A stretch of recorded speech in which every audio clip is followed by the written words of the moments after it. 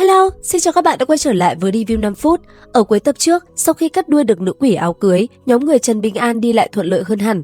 Con đường trong khe núi dẫn đến phủ đệ dở rộng thênh thang, hai xe ngựa đi song song cũng lọt. Dẫn đầu đoàn người là lục địa kiếm tiên Ngụy Tấn, nhưng anh chàng này từ lúc nhập bọn cứ im thin thít, một tay hắn dắt con lừa trắng, tay kia giữ kiếm, mắt thì nhắm nghiền như đang ngủ gật, nhưng thực ra đầu óc đang bay bổng, ngẫm nghĩ về cái sự đời tu tiên. Sau một hồi suy nghĩ liên miên, Ngụy Tấn thở dài, hắn vẫn còn ấm ức vụ so tài lúc nãy dưới tấm biển Tú Thủy Cao Phong.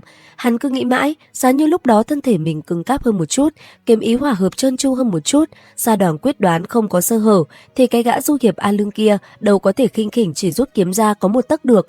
Ít nhất cũng phải ép lão ta rút kiếm ra khỏi vỏ một nửa mới hả dạ.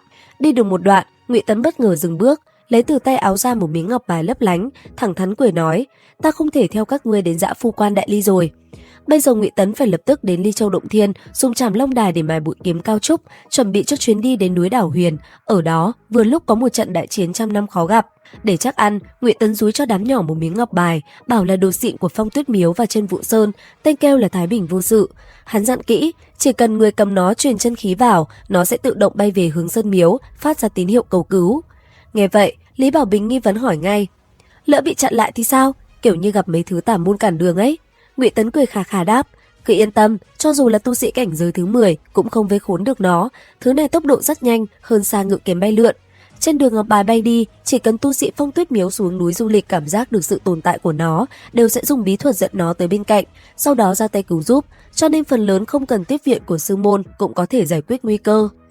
Lý Bảo Bình gật đầu, suy luận một hồi rồi nói: "Ta hiểu rồi, bản thân ngọc bài là một thứ tương tự như thế thông hành. Nếu gặp phải đối thủ, ngay cả âm thần tiền bối cũng đánh không lại, nhất định thân phận không đơn giản.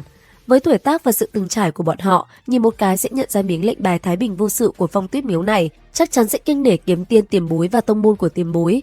Vì vậy, dù ngọc bài không thể kịp thời đến Phong Tuyết Miếu, chỉ cần lấy nó ra cũng đã là một loại trấn nhiếp, giống như đang khuyên đối phương không nên khiêu khích Phong Tuyết Miếu." Ngụy Tấn nghe xong mà sững sờ, nhìn con bé với vẻ đầy thích thú, không ngờ cái đầu nhỏ này nhảy số nhanh thật, càng nhìn càng thấy thân thiết đáng yêu. Ở bên cạnh, Trần Bình An nhận ngọc bài xong thì cẩn thận đưa ngay cho Lâm Thủ Nhất rồi nói: "Nhớ cất kỹ, tốt nhất đừng để trong hòm sách, cách quá xa, đến lúc khẩn cấp sẽ không lấy ra kịp." Ngụy Tấn đứng nhìn mà gật gù, hắn thấy thằng nhóc Lâm Thủ Nhất này tư chất tu đạo ngon lành đấy, kinh mạch ngon nghề, tính tình lại cao ngạo, nhưng cái thằng nhóc Lý Huệ đang rất lừa kia mới là người bá đạo thật sự. Nhìn nó cứ ngáo ngơ vậy mà phúc khí dày cả tấc, thiên phú ẩn giấu bên trong còn xịn hơn cả Lâm Thủ Nhất, đúng kiểu con cưng mà mấy ông tổ sư bên binh gia thèm nhỏ dãi. Vậy là trước khi đi, Ngụy Tấn gọi Lý Huệ lại, trao cho cậu nhóc 5 pho tượng đất và nói: "5 tượng đất này xem như là vật nửa chết, kết hợp thuật điều khiển rối của Âm Dương gia, Mạc gia và học vấn thâm thúy của nhánh bùa chú đạo gia. Ta cũng không hiểu rõ huyền cơ trong đó, chỉ biết nếu nuôi dưỡng ổn thỏa, khiến bọn chúng quen thuộc với khí tức của ngươi, không chừng một ngày nào đó sẽ sống lại. Sau đó cần dùng tinh hoa ngũ hành như hỏa linh, thủy tinh để nuôi nấng. Bọn chúng bị hạn chế bởi khiếu huyệt, kinh mạch trên thân thể nhỏ bé, tu vi cao nhất cũng chỉ ngang với luyện khí sĩ cảnh giới 7-8.